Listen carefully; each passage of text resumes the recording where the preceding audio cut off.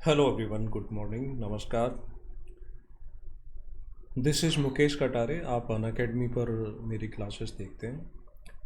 इसमें प्रीलिम्स साथ ही साथ मुख्य परीक्षा को लेकर के मैं आपको बहुत सारी चीज़ें बता चुका हूँ। पुरानी क्लासेस में आपने देखा था इकोनॉमिक्स के कुछ टॉपिक थे कि कैसे उनको किया जाए। आज एक महत्वपूर्ण क्वेश्चन है, पीडीएस को लेकर के पूछा जा सकता है। पीडीएस यानी जिसे हम पब्लिक डिस्ट्रीब्यूशन सिस्टम के नाम से जानते हैं, सार्वजनिक वितरण प्रणाली जिसे कहते हैं।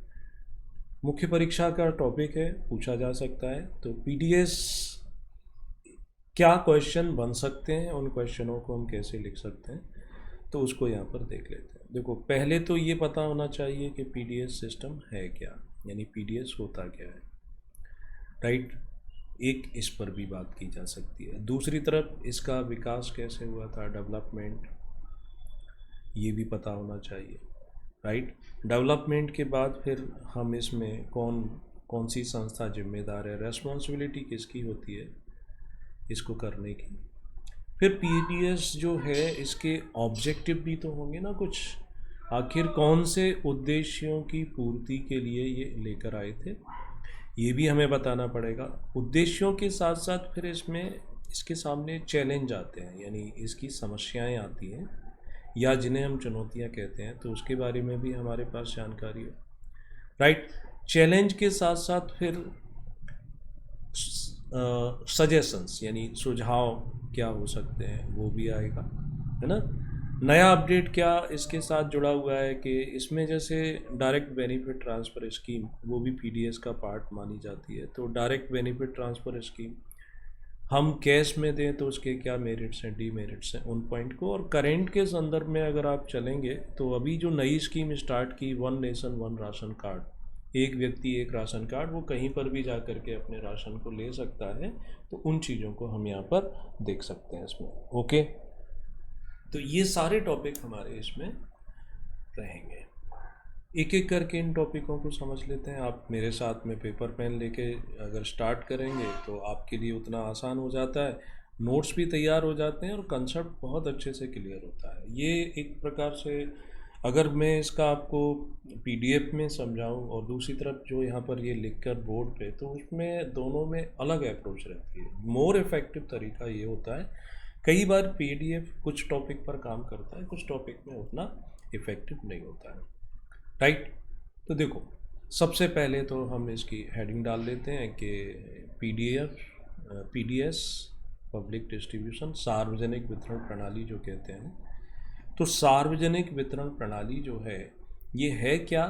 तो ये चूंकि हमारे देश में जो भी नागरिक हैं, अब हम उस देश में रहते हैं जो कि देश कैसा है, लोक कल्याणकारी राज्य, पब्लिक वेलफेयर स्टेट के रूप में जाना जाता है। लोक कल्याणकारी राज्य का मतलब होता है कि जनता के लिए शासन किया जाएगा। सरकार जो है वो प्रो पब्लिक होगी।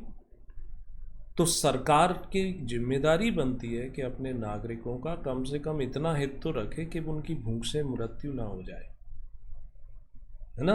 ऐतिहासिक संदर्भ में अगर आप देखना चाहो तो एक दिल्ली सल्तनत में शासक था, खिलजी, अलाउद्दीन खिलजी। उसने भी शुरुआत की थी राशनिंग प्रणाली की, कि जब कभी सूखा या अकाल पड़ता था तो प्रत्येक परिवार को प्रतिदिन अनाज देता था। ये उस समय शुरू हुआ था। अब आज़ादी के बाद देश में ये शुरू होगा, तो क्यों शुरू हुआ, क्योंकि पब्लिक वेलफेयर गवर्नमेंट जो है, लोक कल्याणकारी राज्य है, तो लोगों को खाद्यान्न रूप से सुरक्षित रखने के लिए। इसके ऑब्जेक्टिव अभी मैं बता देता हूँ कि मेन पर्पस क्या था। ये कौन सी मिनिस्ट्री के अंडर में आता है, तो मिनिस्ट्री का नाम है कंज्यूमर अफेयर, यानी कि उपभोक्ता मंत्रालय। कंज्यूमर अफेयर पूरा नाम है उसका food and public distribution, public distribution ministry, ये इसको संचालित करती है। ओके, इसके अंतर्गत ये आ जाता है। जिनको ना समझ में आए ये पब्लिक डिस्ट्रीब्यूशन सिस्टम, तो इसको हम ऐसे भी लिख सकते हैं, पब्लिक डिस्ट्रीब्यूशन सिस्टम का हिंदी भी कर सकते हैं। हिंदी में इसको हम बोलते हैं सार्वजनिक वितरण प्रणाली, या इसे आप दूसरा नाम दे सकते हैं उचित मूल्य की दुकानें, फेयर प्राइस शॉप भी कहते हैं, उचित मूल्य की दुकान। ठीक है, इस नाम से ये जानते हैं। तो सरकार की जिम्मेदारी हो जाती है कि वो नागरिकों का ध्यान रखे, नागरिकों के लिए आवश्यक वस्तुएं सेवाएं जुटाए, तो इसलिए ये सिस्टम इन्वॉल्व किया। अगर हम इसके ऑब्जेक्टिव पर फोकस करें कि इसका उद्देश्य क्या है, राइट, तो ऑब्जेक्टिव में आप कुछ पॉइंट बना सकते हो। पहला है कि समाज में जो वीकर सेक्शन है, जिसे आप कमज़ोर वर्ग कहते हैं, कमज़ोर वर्ग से मतलब होता है ऐसा वर्ग जिसकी क्रय शक्ति, परचेजिंग पावर बहुत ही कम होती है, यानी जो खाद्यान्न और अपनी जो बेसिक नीड्स हैं उनकी पूर्ति नहीं कर सकता है, तो उस कमज़ोर वर्ग को रियायती दरों पर, सब्सिडाइज्ड मूल्य पर ये सामग्री उपलब्ध कराना। एक तो ऑब्जेक्टिव इसका ये हो जाएगा। ठीक, दूसरी तरफ दूसरा ऑब्जेक्टिव क्या रख सकते हैं? दूसरा ऑब्जेक्टिव हम ये रख सकते हैं पीडीएस सिस्टम का कि अगर बाजार में व्यापारी जो वर्ग है, व्यापारी वर्ग क्या करता है, प्रवृत्ति पाई जाती है मुनाफाखोरी की, सस्ते में सामान लेकर महंगा बेचना या आर्टिफिशियल शॉर्टेज पैदा कर देना, कृत्रिम रूप से कालाबाजारी जिसे कहते हैं। अब मान के चलो कि आर्टिफिशियल शॉर्टेज हो जाती है फूड ग्रेन्स की, गेहूँ, चावल, चीनी, इन चीज़ों की, तो पीडीएस सिस्टम के माध्यम से इस मुनाफाखोरी की प्रवृत्ति पर रोक लगाना या इनके एकाधिकार को ब्रेक करना, इसको तोड़ देना। सरकार अपने गोदामों में से अनाज मार्केट में छोड़ देगी, सस्ता रहेगा, तो फिर व्यापारी उसको महंगा ले पाएगा, महंगा बेच पाएगा? नहीं बेच पाएगा। तो दूसरा ऑब्जेक्टिव ये हो जाता है। तीसरा ऑब्जेक्टिव आप चाहो तो वो भी लिख सकते हो कि प्रति व्यक्ति न्यूनतम उपभोग उपलब्ध कराना, न्यूनतम उपभोग उपलब्ध कराना, यानी एक व्यक्ति को मिनिमम कितना कंजम्पशन वो करता है तो उसकी आवश्यकता की पूर्ति। तो राशन कार्ड में यूनिट वाइज लिख देते ना कि एक परिवार इतने लोग हैं, इतना राशन मिलेगा। इन सब चीज़ों को लेकर के किया गया था। देन फिर और पॉइंट बनाना चाहो तो और पॉइंट आप जोड़ सकते हो कि आवश्यक वस्तुएं जो होती हैं, एसेंशियल गुड्स, आवश्यक वस्तुएं, उनकी आपूर्ति यानी उनकी सप्लाई चेन को मेंटेन किए रहना। साथ ही साथ कहा तो ये भी जाता है कि गुणवत्ता यानी इनकी क्वालिटी भी बनाए रखना। ठीक, इनको प्लस कुछ ऐसा भी समझ लो कि देश में गरीबी समाप्त करने में भी ये योजना कुछ हद तक हेल्प कर सकती है। तो आपके पास 4-5 ऑब्जेक्टिव हो गए। पहला ऑब्जेक्टिव तो यही था कि कोई भूख से ना मर जाए नागरिक ऐसा, तो उसके लिए ये व्यवस्था की गई है, कालाबाजारी को रोकने के भी काम आ सकती है। ठीक, ये ऑब्जेक्टिव हो जाते हैं। तो अब इसमें ये जो पीडीएस सिस्टम है, ये एक प्रकार से ऐसा समझ लो कि जॉइंट ऑपरेशन है या जॉइंट संयुक्त।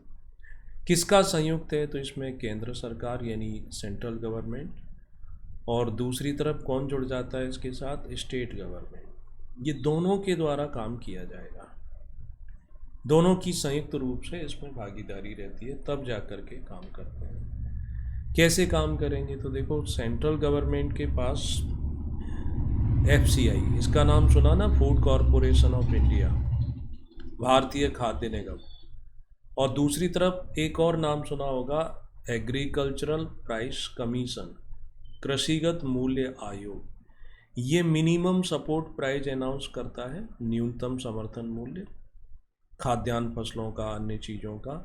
तो न्यूनतम समर्थन मूल्य पर सरकार क्या करती है? किसानों से उनका अनाज, उनका फसल, उनका प्रोडक्शन परचेज करती है। तो वो परचेजिंग का काम एफसीआई को सौंप दिया गया है कि आप परचेज करो। परचेज करने के बाद क्या करोगे, इनका ट्रांसपोर्टेशन करोगे, स्थानांतरित करो। कहाँ लेके जाओ, आपके जो गोडाउन बने हुए हैं उन गोडाउन में रखो, रख रखाव करो। और उसके बाद ये पीडीएस की जो दुकानें होती हैं यानी राज्य सरकारों को हैंडओवर कर दो, और जिससे कि ये काम करेगा। इस ढंग से ये सिस्टम हमारा रन करेगा। इसको हम और आगे चलकर डिटेल में देख पाएंगे एक बार से। ठीक, अब थोड़ा सा हम उस पॉइंट पर भी आ जाएं कि इसका इतिहास क्या है, इसकी पृष्ठभूमि यानी विकास कैसे हुआ, या पृष्ठभूमि की जगह हम इसको लिख दें कि पीडीएस का विकास, ये प्रणाली कैसे चलती रहती है उसकी बात कर लेते हैं थोड़ा सा। तो देश में सबसे पहले पीडीएस सिस्टम जो है इसकी शुरुआत हुई थी, अगर देश में नाम लें हम, तो सेकेंड वर्ल्ड वॉर के समय हुआ था, दूसरे विश्व युद्ध के दौरान। मगर ये दूसरे विश्व युद्ध के दौरान किस प्रकार का था कि जब हमारे यहाँ पर फूड ग्रेन्स सूखा पड़ जाए, अकाल पड़ जाए, तो बस इंपोर्ट कर लेते थे दूसरे देशों से। इंपोर्ट करने के बाद ऐसा नहीं था कि राशन कार्ड बना हुआ है, डोर टू डोर उनको पहुंच जाएगा, मिल जाएगा। ये सिस्टमेटिक वे में इसकी शुरुआत जो होती है भारत में 1960 में की गई है। कब? तो 1960 से इसकी शुरुआत हुई। ठीक, यानी सार्वजनिक वितरण प्रणाली का विकास जब हम लिखेंगे तो यहाँ सबसे पहले टारगेट किया था शहरी एरिया को, अर्बन सेक्टर को। यानी शहरी क्षेत्र में, अर्बन एरियाज में जो स्कैर्सिटी थी यानी कमी थी खाद्यान्न की, तो उस खाद्यान्न की समस्या को दूर करने के लिए ये स्टार्ट किया। ओके, आगे चल कर के क्या होता है 1960 के बाद, फिर इसमें 1970 और 80 के दशक में, चूँकि आप देखोगे 1970 और 1980 यानी 60 और 70, 66 में जो सिंगल ईयर प्लान लॉन्च किए गए थे 3, तो सिंगल ईयर प्लान की वजह से रिजल्ट मिला था, ग्रीन रिवॉल्यूशन हो गया था, हरित क्रांति। तो फूड ग्रेन में प्रोडक्शन ज़्यादा होने लगा था, उत्पादन ज़्यादा होने लगा था। तो जब उत्पादन ज़्यादा होने लगा तो अब इसको टारगेट करते हैं 1970 और 80 के दशक में वो ब्लॉक, यानी ब्लॉक जिन्हें हम खंड भी कहते हैं, जो कैसे हैं, ट्राइबल हैं यानी जनजातीय क्षेत्र वाले हैं, गरीब हैं, उन सेक्टर में इसको लेकर गए कि वहाँ पर भी हम सार्वजनिक वितरण प्रणाली का अध्ययन करेंगे। अत्यधिक जो गरीब लोग हैं उनकी सहायता करने की कोशिश की जाएगी। ओके, ये कर दिया 1960 के बाद, फिर 1970-80 के दशक में हो गया। देन अगला पॉइंट, आगे चल के भारत सरकार इसमें और काम करती है। क्या काम किया उसने कि ये जो पीडीएस सिस्टम जो 1960 के दशक में चला, 70 और 80 में इसको यूनिफाइड बना दिया, एकीकृत करने की बातें की गई। नेक्स्ट फिर इसमें सुधार किया जाता है, और ये सुधार जो किया गया था वो किया गया था, ईयर है जून 1992, यानी जिसको आप पीडीएस पब्लिक डिस्ट्रीब्यूशन सिस्टम कहते हैं। इसका नाम इन शॉर्ट हो जाता है आरपीडीएस, रिवैम्प्ड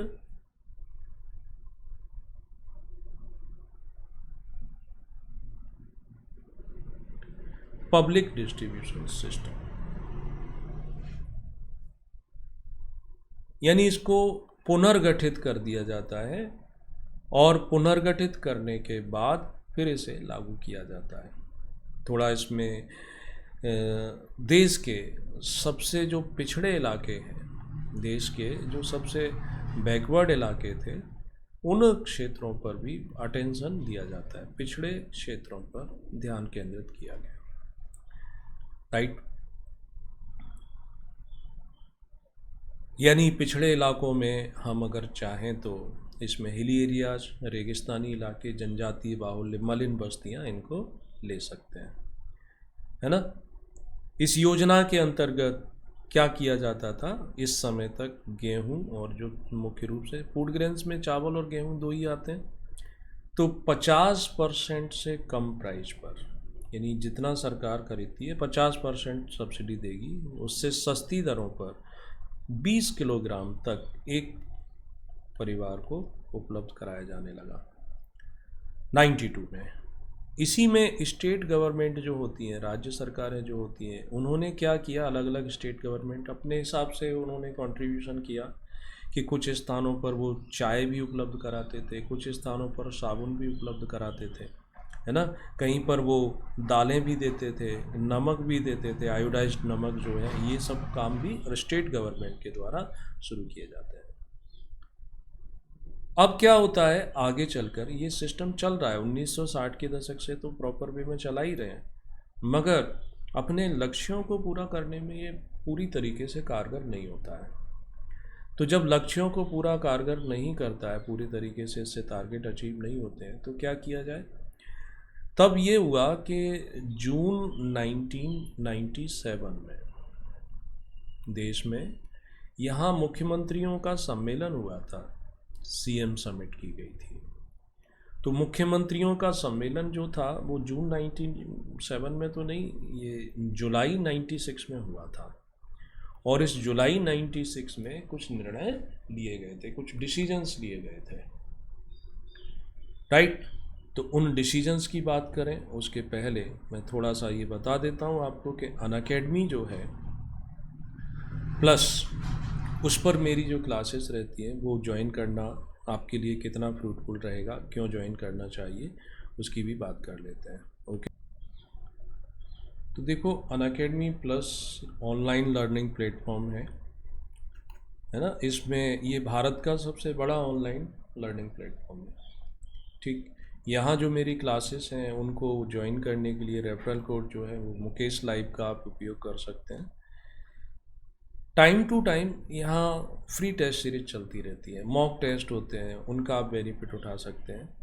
जैसे अभी जो मैं क्लास शुरू करने वाला हूँ यहाँ पर, तो ये क्लास जो है इसमें 24 लेक्चर रखे गए हैं, 22 जुलाई से स्टार्ट हो जाएगा। और ये टारगेट किसको करेगी, ये 2019 की मुख्य परीक्षा का जो पेपर 2A है इसको टारगेट करेगी।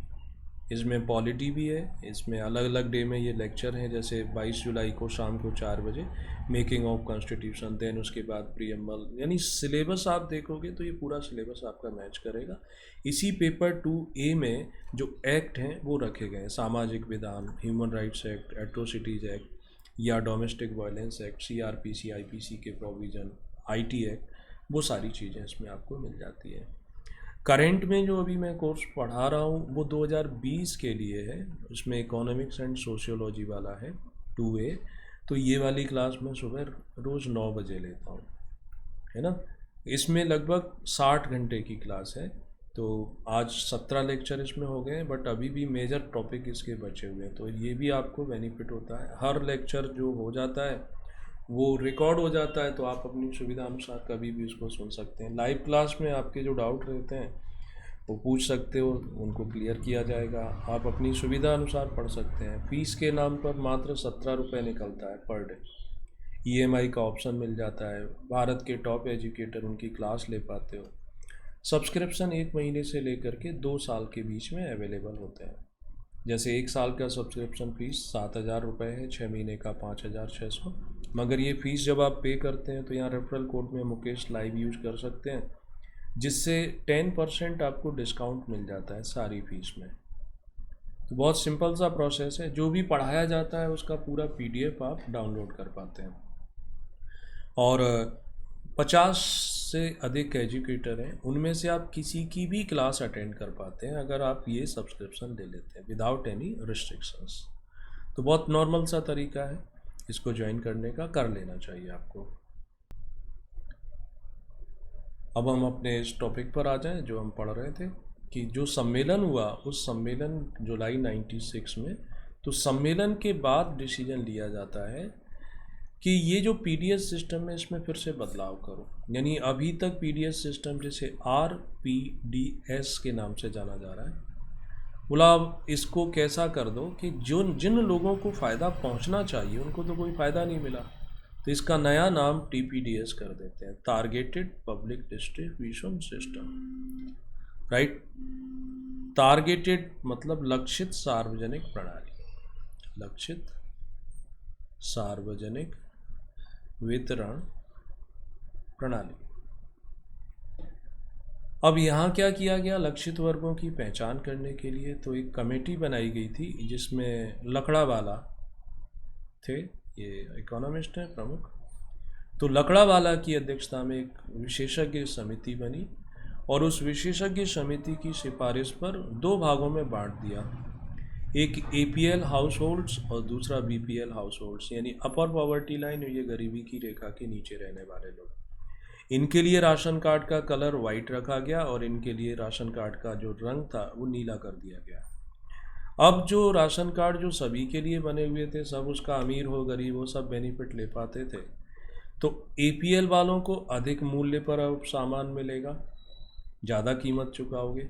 बीपीएल वालों को उनको सब्सिडाइज्ड रेट पर मिलेगा, उन्हें रियायती दरों पर मिलता जाएगा। अब होता क्या है कि ये जो पीडीएस सिस्टम में जो भी मटेरियल सप्लाई की जाती है वो उतनी क्वालिटी अच्छी नहीं होती है। दो कारण है कि जैसे एफसीआई ने आज की डेट में जो किसानों का अनाज खरीदा हुआ है वो कल सप्लाई में नहीं आएगा, अब ये वेयर हाउस में जाएगा, ये स्टॉक रहेगा, पुराना जो स्टॉक है उसको सप्लाई करते हैं। यानी एक कांस्टेंट रेशियो मेंटेन करना होता है। तो नए माल को रखेंगे, ख़राब नहीं होगा, तो पुराने को निकालते हैं। तो ये जो मटेरियल हमें प्रोवाइड किया जाता है वो क्वालिटी वाइज उतना नहीं था।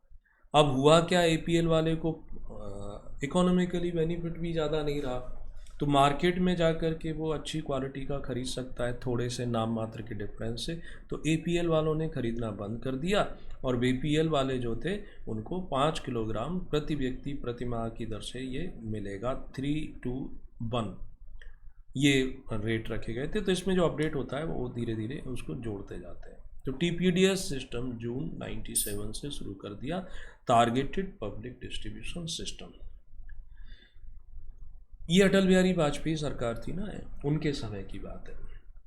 आगे क्या होता है, वाजपेयी सरकार के द्वारा, मतलब इस समय नेशनल सैंपल सर्वे ऑर्गेनाइजेशन ने एक अपना रिसर्च की और आंकड़े डाटा कलेक्ट करके बताया कि देश की 5% ऐसी आबादी है हमारे देश में जिसके पास 2 वक्त का निवाला नहीं जुटा सकती, यानी 2 वक्त का खाना भी उपलब्ध नहीं हो रहा है, यानी वो गरीब से गरीबतम, पुअरेस्ट इन पुअर। तब इस आंकड़े को, इस रिपोर्ट को ध्यान में रखते हुए सरकार के द्वारा दिसंबर 2000 में एक योजना शुरू की गई, जिस योजना को हम AAY लिख सकते हैं, अंत्योदय अन्न योजना।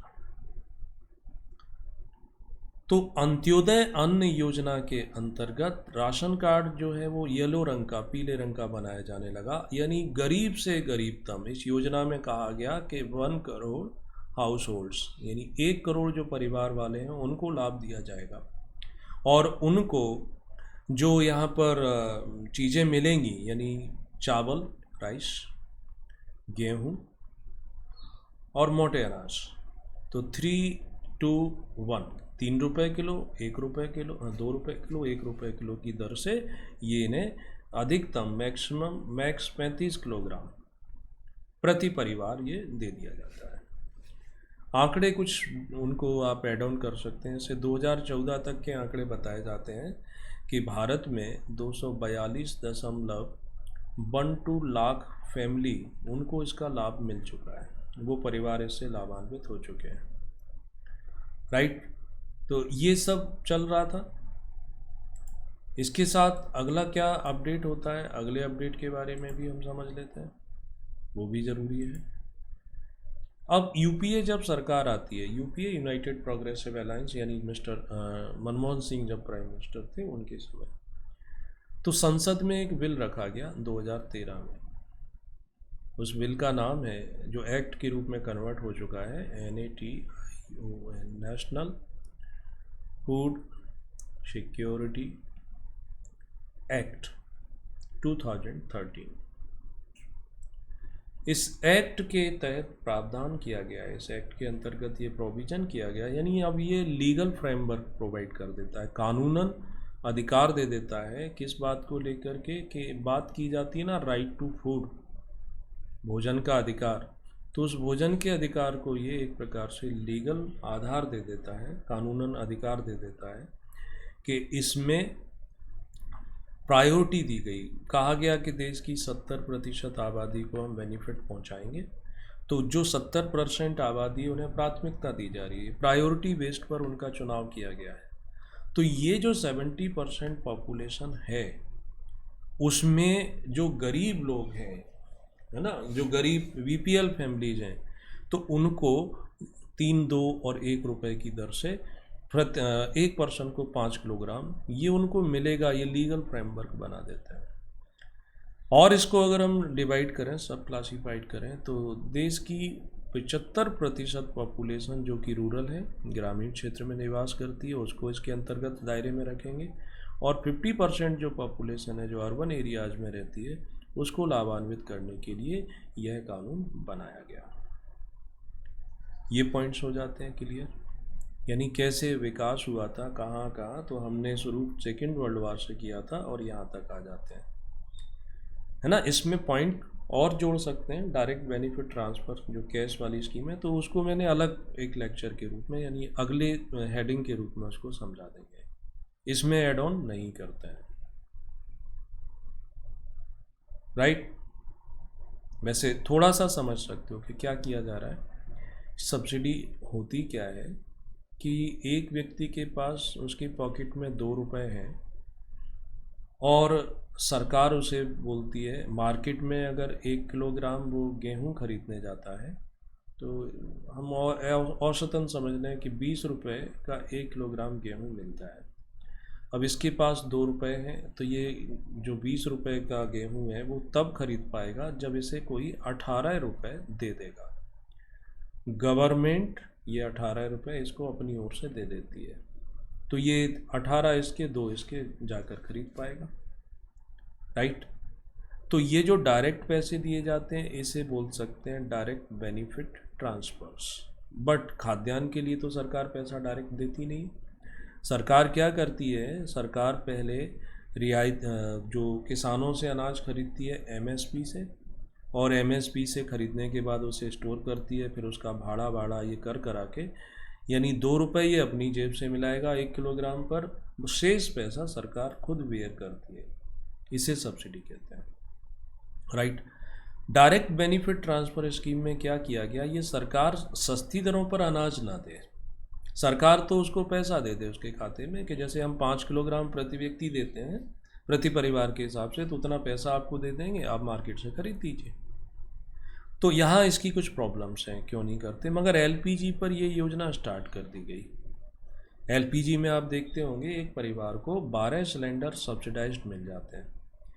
मार्केट में आप सिलेंडर 750 या 800 रुपये का ख़रीदते हो, जितनी सब्सिडी दी जाती है आपके बैंक अकाउंट में जो आधार से लिंक होता है, उसमें वो पैसा आपका सरकार भेज देती है डायरेक्ट। तो ये भी एक प्रकार से सब्सिडी है, पैसा आपको दे रही है ना। पीडीएस सिस्टम के अंतर्गत इस पर हम रख सकते हैं। अभी एक और योजना स्टार्ट कर दी गई, 1 नेशन 1 राशन कार्ड, एक देश और एक राशन कार्ड, कि जब कोविड-19 का ये फेज चल रहा था तो बड़ी संख्या में लोग पलायन करें, माइग्रेंट लेबर अलग अलग जगहों से पैदल चल रहा है, ट्रकों में चल रहा है, जहाँ जगह मिली वहाँ चल रहा है। सरकार बोलती है कि आप कहीं मत जाओ, हम आपको राशन तो उपलब्ध कराएंगे जीने के लिए जो आवश्यक चीज़ें हैं। लेकिन समस्या ये आई, कोई मध्य प्रदेश का व्यक्ति है और काम करने की तलाश में वो सूरत गया हुआ था, गुजरात में।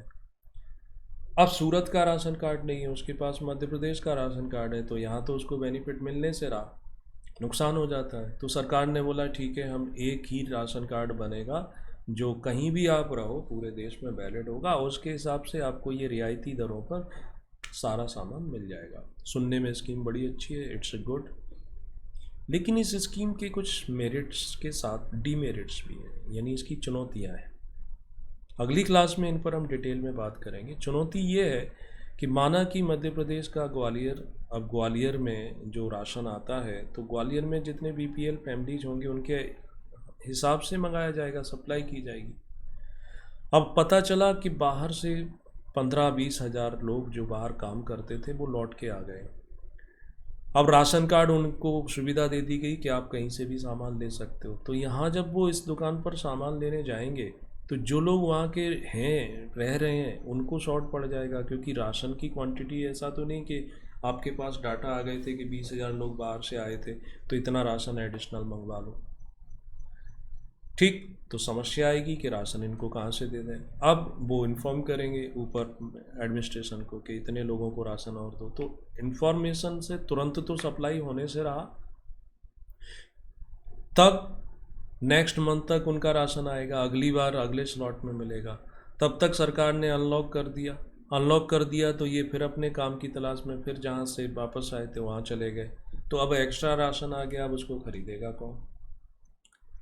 तो ऐसी बड़ी ही प्रैक्टिकल प्रॉब्लम आने वाली है इसमें कि अगर एक या दो व्यक्ति हो, एक तो उसका एडजस्टमेंट किया जा सकता है, लेकिन नंबर ऑफ देश में लगभग 50 से 60% माइग्रेंट लोग हैं जो काम की तलाश में दूसरी जगह कार्य करते हैं, वहीं रहते हैं। तो अब उनके पास डॉक्यूमेंटेशन ये सब चीज़ें नहीं बननी होती, तो उनको बेनिफिट नहीं मिल पाता था। मगर ऐसे बेनिफिट कैसे दे दें, उनके जब आंकड़े नहीं है, स्टैटिस्टिक्स की कमी है, तो प्रॉब्लम आती है, राइट।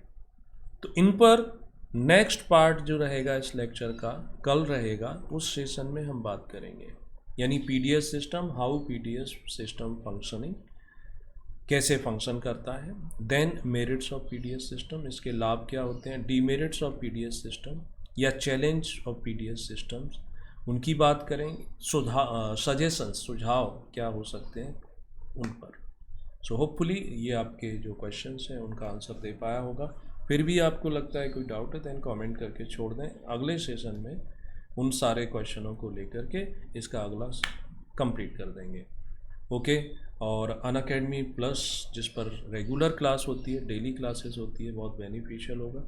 तो उसको आप सब्सक्रिप्शन ले लें उसका, और उसका रेफरल कोड जो है वो मुकेश लाइव यूज करना है, जो आपको यहाँ पर दिखाई देता है। ठीक है, ये यूज करके आप इसके पूरे के पूरे बेनिफिट्स ले सकते हो। सो आज के लिए इतना। Thank you so much and good luck.